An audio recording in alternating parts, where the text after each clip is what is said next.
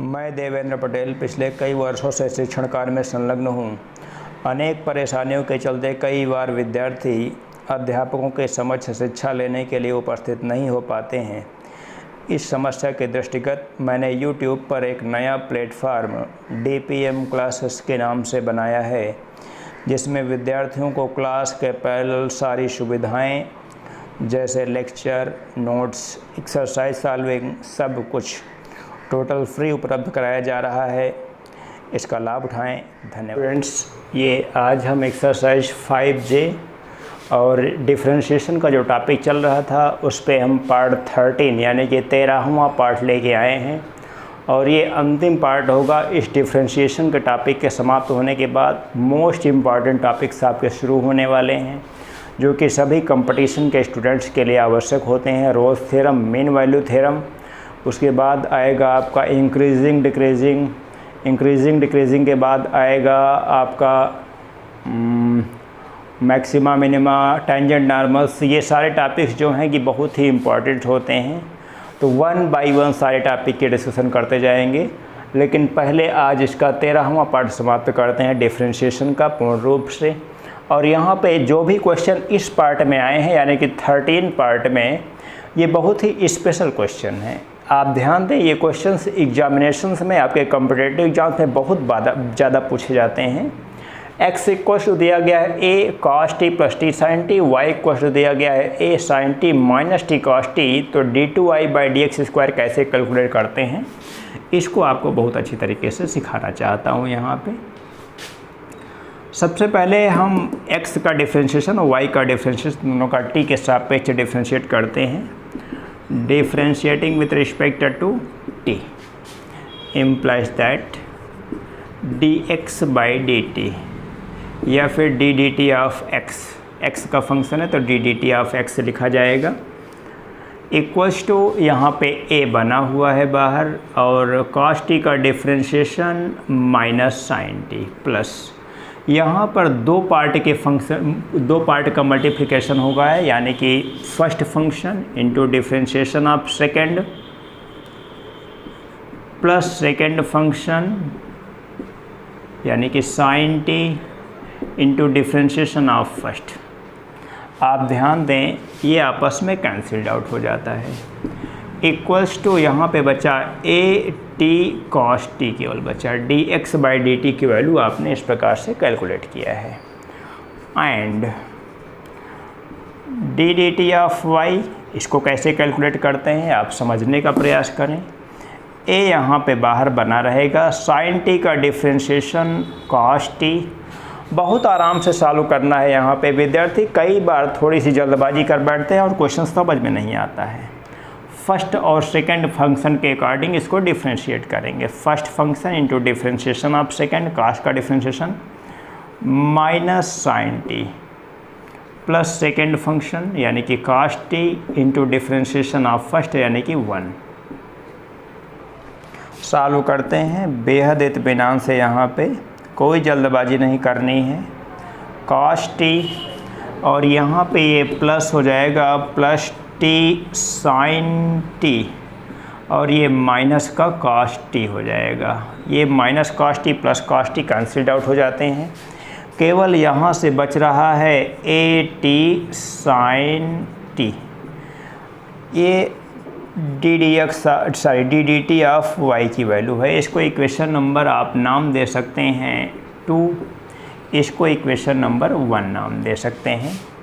ये है ddt of x की वैल्यू फ्रॉम 1 एंड 2,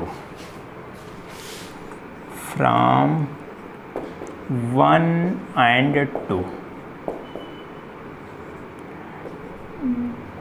हमको चाहिए यहाँ पे d2y बाई dx स्क्वायर, यानी कि पहले हमको निकालना है ddx ऑफ y यानी कि dy by dx equals to, आप जानते हैं ddt of y upon ddt of x। दोनों की वैल्यूज़ आपके पास है, दोनों वैल्यू सब्स्टिट्यूट की जाएंगी। ddt ऑफ y की वैल्यू इक्वेशन नंबर 2 में है, यानी कि ये है a t साइन t। इसी प्रकार से D D T of x की वैल्यू इक्वेशन नंबर 1 में है, वो है ए टी कॉस टी।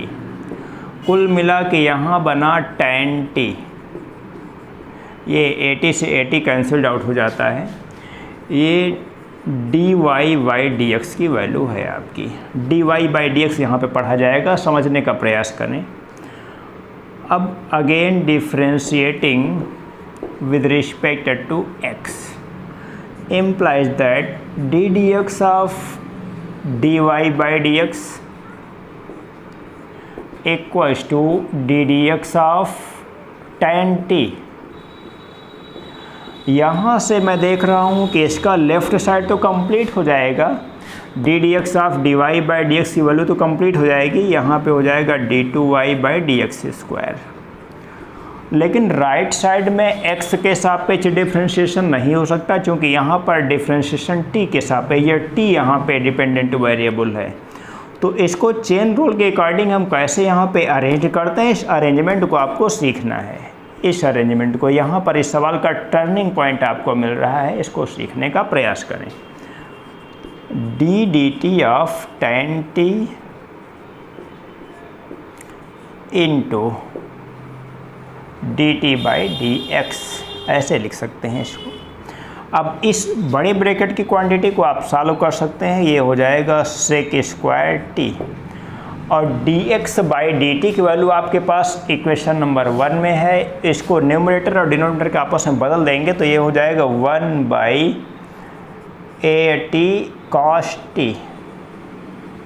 आप जान रहे हैं कि कॉस टी को अगर न्यूमरेटर में यानी कि अंश में पहुंचाएंगे तो ये हो जाएगा sec cube t upon a t. ये d two y by d x square का फाइनल रिजल्ट होगा। थोड़ा समझने की आवश्यकता है। यहाँ पर ये जो टर्निंग पॉइंट आपको बताया गया, इसको आप ध्यान में रखेंगे कि यहाँ पर अगर t का फंक्शन है तो x के सापेक्ष डिफ्रेंशिएशन का नियम क्या है, D D T of tan t into D T by d x ऐसे लिखते हैं और सॉल्व हो जाता है, कोई ऐसी समस्या नहीं है। क्वेश्चन नंबर 25 आपके सामने है, f x equals to mod of x cube. तो एफ डबल डैश एक्स की वैल्यू यहाँ पे कैलकुलेट कर रही हैं। पूछा गया है कि सिद्ध कीजिए कि एफ डबल डैश एक्स का अस्तित्व है और उसे ज्ञात भी कीजिए। ये क्वेश्चन आपकी बुक में क्वेश्चन नंबर 25 है, डॉक्टर हर्षरूप शर्मा की बुक का। तो आइए थोड़ा सा स्पेशल क्वेश्चन है, यहाँ पे सॉल्व करता हूँ।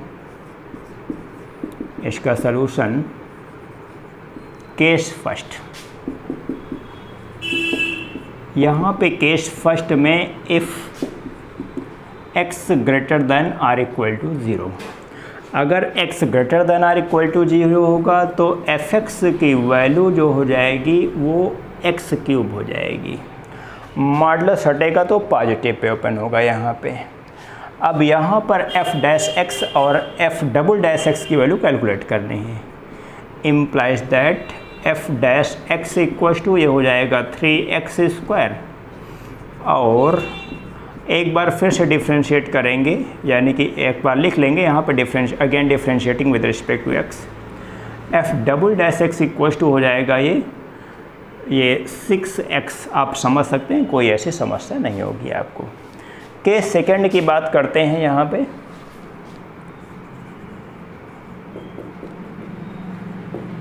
केस सेकंड लिख रहा हूँ, इफ़ x लेस दैन 0, अगर x लेस दैन 0 है तो इम्प्लाइज दैट एफ एक्स की वैल्यू हो जाएगी -x क्यूब।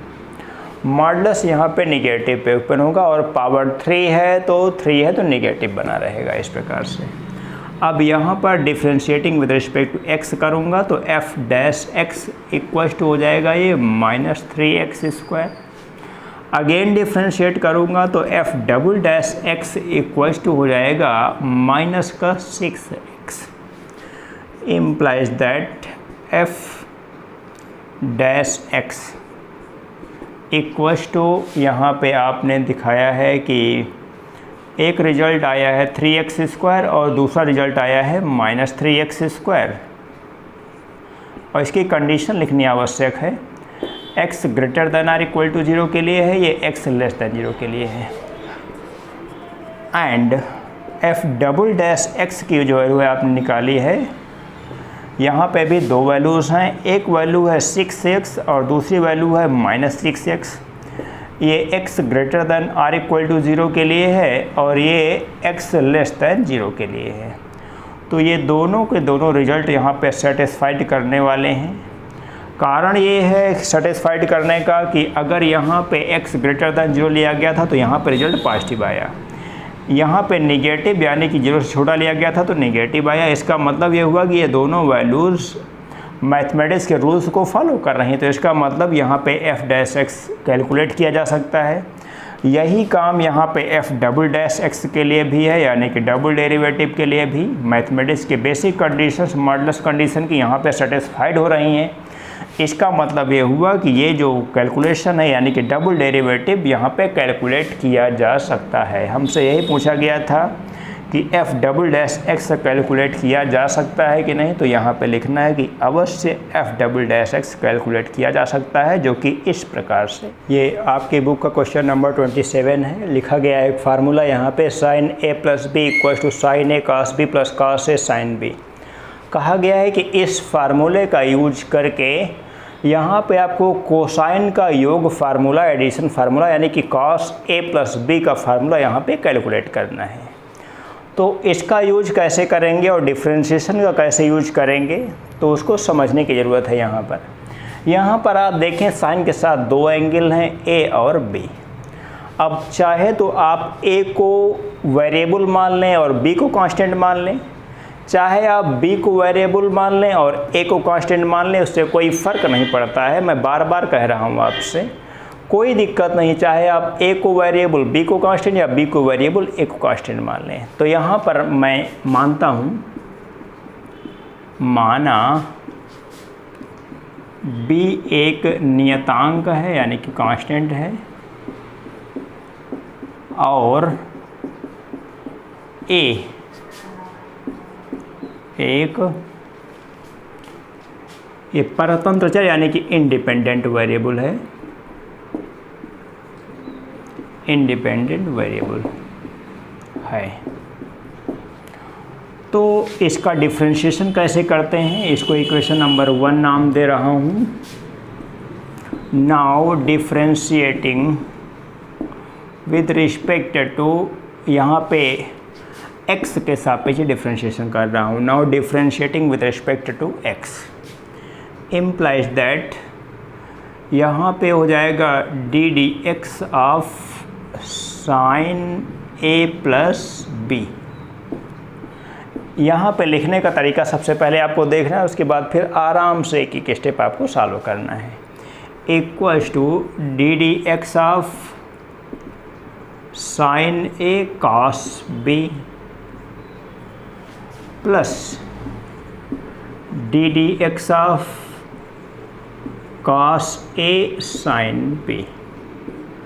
अभी तक आपको बिल्कुल भी दिक्कत नहीं आई है, दिक्कत आएगी भी नहीं, आप ध्यान देते जाएं। ddx of sin a + b, तो मैंने यहाँ पे कहा है कि b एक कांस्टेंट है और a इंडिपेंडेंट वेरिएबल है, तो इसका मतलब ये साइन का डिफरेंशिएशन हो जाएगा cos a + b और a का डिफरेंशिएशन x के सापेक्ष आप जानते हैं कि ddx ऑफ a हो जाएगा और इंटू प्लस b का डिफरेंशिएशन 0 हो जाता है, उसको अलग से लिखने की आवश्यकता नहीं है। इक्वल्स टू यहाँ पे साइन a का डिफरेंशिएशन आप जानते हैं a को आपने वेरिएबल माना है, एक इंडिपेंडेंट वेरिएबल है, तो साइन a का डिफरेंशिएशन हो जाएगा cos a, cos b अपनी जगह पे बना रहेगा इंटू ddx ऑफ a। इस प्रकार से a का डिफरेंशिएशन भी लिखना पड़ेगा, b तो कांस्टेंट है, तो cos b कांस्टेंट है, ये तो पहले से लिखा जाएगा, उससे कोई फ़र्क नहीं पड़ता है। प्लस यहाँ पे आप देखें sin b कांस्टेंट है, चाहे तो आप sin b पहले लिख सकते हैं। cos a का डिफरेंशिएशन x के सापेक्ष यहाँ पे हो जाएगा पहले तो माइनस का sin a और फिर a का डिफरेंशिएशन dA/dx यानी कि ddx ऑफ a। आगे बढ़ता हूँ और बोथ साइड से dA/dx कॉमन ले लेता हूँ, implies that cos a + b dA/dx equals to, यहाँ पे भी कॉमन लेता हूँ ddx ऑफ a, तो यहाँ पे लिखा है cos a cos b minus sine a sine b। कोई समस्या नहीं है, यहाँ पे सब कुछ बिल्कुल आसान है।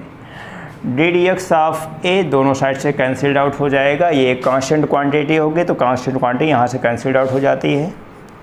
और cos a प्लस b का फाइनल रिजल्ट आपके सामने है। cos a प्लस b का final result cos a cos b minus sine a sine b, ये फाइनल रिजल्ट है। यही मुझे प्रूफ करना था। हमसे कहा गया था कि साइन का एडिशन फार्मूला आपके पास है तो कोसाइन का एडिशन फार्मूला आपको कैलकुलेट करना है। ये फाइनल रिजल्ट है, इसको विद्यार्थी नोट कर लें। आप ध्यान दें स्टूडेंट्स, ये क्वेश्चन नंबर 28 मैंने आपके सामने लिखा है और आपकी बुक में लिखा गया है कि क्या किसी ऐसे फलन का अस्तित्व है जो कि केवल दो बिंदुओं पर डिफरेंशिएबल ना हो, बाकी सभी बिंदुओं पर कांस्टेंट ये कंटिन्यूअस हो, यानी कि पूरा फंक्शन कंटिन्यूअस है और केवल दो बिंदुओं पर डिफरेंशिएबिलिटी नहीं है। तो ऐसे क्वेश्चन को, ऐसे फंक्शन को मुझे बताना है। हमसे पूछा गया कि ऐसा कोई फंक्शन बताइए, तो मैं आपसे बताना चाहता हूँ कि बहुत आसान सवाल है, कोई समस्या नहीं है, थोड़ा सा समझने का प्रयास करें, बिल्कुल भी परेशान होने की आवश्यकता नहीं है। मैं यहाँ पे लिख रहा हूँ f(x) equals to mod of x plus mod of x minus 1। ये जो फंक्शन लिखा गया है वो पूरे रियल नंबर के लिए x का मान कोई भी वास्तविक संख्या लेंगे तो ये फंक्शन कॉन्टिन्यूअस फंक्शन होगा, लेकिन x इक्वल्स टू 0 और x इक्वल्स टू -1 के लिए ये फंक्शन जो है वो डिफरेंशिएबल नहीं होगा।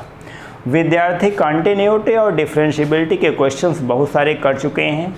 मैं अगर बताना चाहूँ, हालांकि मैंने सब बता रखा है लेकिन एक बार फिर से बता रहा हूँ, इस पूरे फंक्शन का मैं अगर ग्राफ बताना चाहूँ तो ग्राफ दो अलग अलग पार्ट में बता रहा हूँ। मॉड ऑफ x का ग्राफ इस प्रकार से आएगा, ये मॉड ऑफ x का ग्राफ है। इसी में मॉड ऑफ x माइनस 1 का ग्राफ अगर मैं यहाँ पे 1 0 कंसीडर करता हूँ तो यहाँ से इस प्रकार से ये ओपन होगा ग्राफ।